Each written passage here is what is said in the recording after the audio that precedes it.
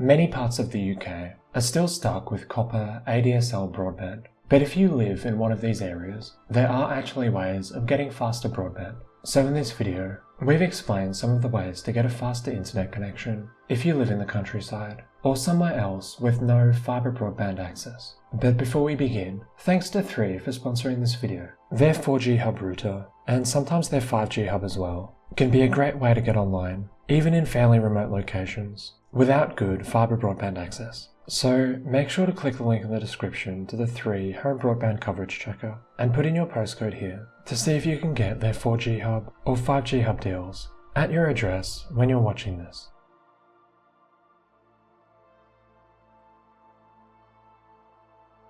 If you're stuck with really slow internet, the first thing to look at is the Universal Service Obligation. This is a piece of government legislation enforced by Ofcom, which essentially says that everyone in the UK has the right to a decent broadband connection. And by decent, they mean a download speed of at least 10 megabits per second. This isn't very fast at all, but if your speeds are lower than this, and you can get covered under the USO, you might be able to get full fibre broadband installed. So what you do is, go to the BT website, or the KCOM website if you're in Hull, and you'll be able to find out more about how you can make a request under the Universal Service Obligation. These are the requirements with BT, and what they end up doing, a lot of the time, is pushing you onto one of their 4G broadband deals. We'll discuss these more later in the video. But if you can't get 4G, BT will look at what it costs to deploy a proper broadband connection to your house. If it costs £3,400 or less, they'll pay the entire thing, and if not, they'll try and split up the rest of the cost between all of the premises that will get connected under the build.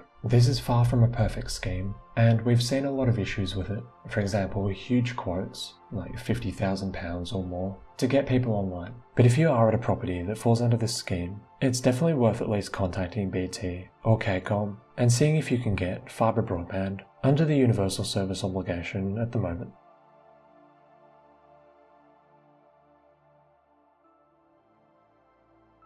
The next way to get fast broadband in the countryside is to use 4G. 4G internet works just like your phone. You get a special 4G router, like this one, the 4G hub sold by 3 in the UK, and then you pair it with a data SIM card. The router then connects to the 4G network and creates a Wi-Fi hotspot, just like any other Wi-Fi router, allowing you to get online on any device. And normally, using this tech, you'll get about 30 to 40 megabits per second, which is pretty good compared to copper broadband. So here's how to find out if you can get 4G broadband at your address. The first thing to do is check your coverage with the major networks. The first one we try is 3, because they're by far the cheapest. They offer good speeds from our testing, and they always include unlimited data. So click the link in the description to the 3 home broadband coverage checker and put in your postcode to see if you can get the 4G hub at your address at the moment. If you can't get good 3 signal, the next thing we try is EE. They're more expensive, but they have the best 4G coverage in the UK. And if you go through the USO,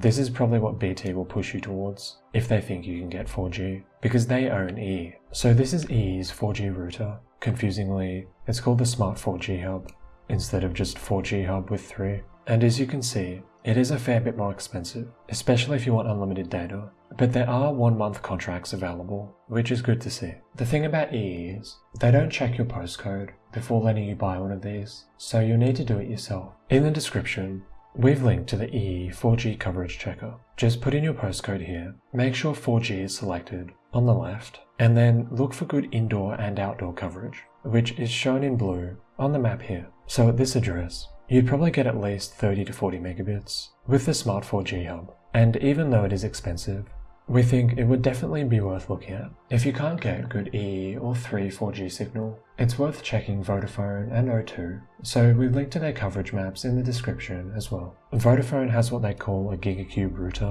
which is designed for 4G and 5G. It'll pick up whatever it can at your address, and the prices are pretty similar to what they are with EE.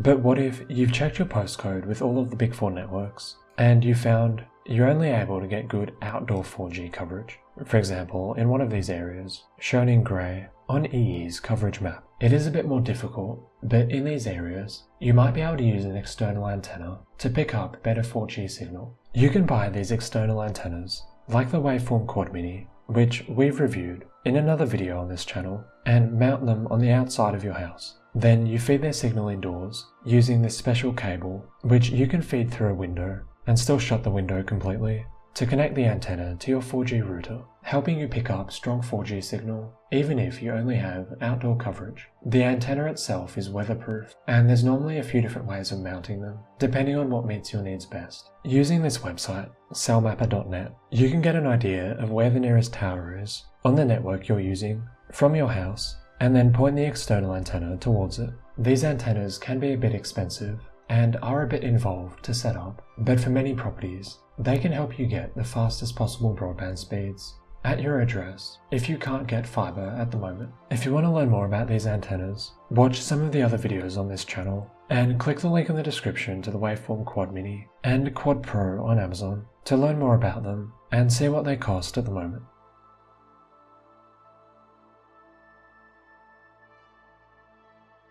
Apart from the big four mobile networks, there are also smaller companies providing what they call fixed wireless broadband, helping you get online with similar speeds to what you can expect with something like the 4G hub or 5G hub. There are lots of these different companies that provide service in different regions, so it's worth doing a search and seeing if there's one available in your area at the moment. But Airband is one of the bigger providers, so we've linked to them in the description if you want to check your postcode. Using Airband, it's essentially the same as using 4G or 5G internet with an antenna installed. If you can get their service, their maximum speeds are really fast if you don't mind paying a decent amount for them, and they set everything up for you, which is nice.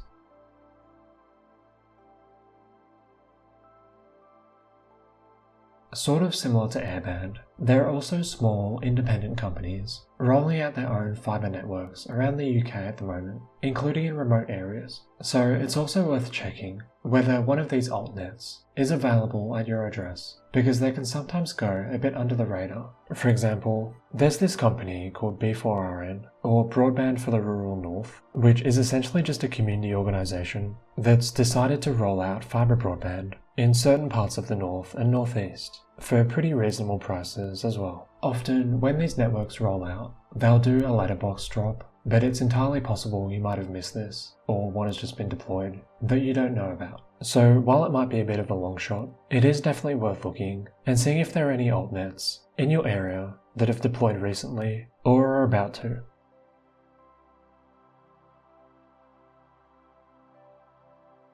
If you can't get better internet using an altnet, 4G or 5G, or the universal service obligation, the last thing you might want to look at is satellite internet. The good thing about satellite internet is you can use it anywhere in the UK as long as you can see the horizon, so you're not in a valley or something, and you'll normally be able to get pretty good speeds. In terms of performance and availability, Starlink is often the best option, but if you don't want to use them, there are other companies available in the UK, like FreedomSat for example. Getting set up with a satellite dish is normally pretty straightforward. You've just got to mount the dish, connect it to a router, which you'll be able to buy from the company, and calibrate the dish using a mobile app. The problem with satellite, and the reason we don't recommend it more highly, is it often comes with extremely restrictive data limits and/or fairly slow download speeds, unless you pay a huge amount of money for a higher priority plan, and this doesn't even begin to look at the cost of the satellite dish and the other gear you'll need.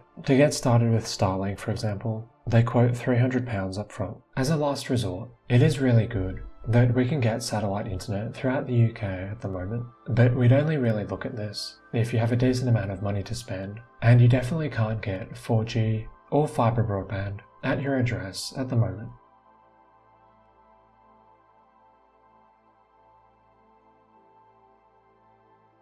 So what we'd recommend doing is look through all of the solutions we've discussed in the order we've mentioned them. The USO is a bit of a long shot, but there's a chance you'll be able to get fibre broadband deployed to your house under this scheme, so it's worth looking at first. Then we'd begin looking at 4G solutions, starting with the 4G hub, which we've linked to the coverage checker for in the description, and failing that, we'd look at EE4G, then Vodafone, which we've also linked to the coverage maps for in the description. And if you can't get signal with any of these, including using an outdoor antenna. Fixed wireless providers like Airband are definitely worth looking at, as well as smaller fibre altnets that you might not realize exist. And failing all that, satellite internet is a good last resort. So thanks for watching, and hopefully, using one of these solutions, you'll be able to get faster broadband at home. And if you have any questions about anything we've discussed, let us know in the comments, and we'll get back to you as soon as we can.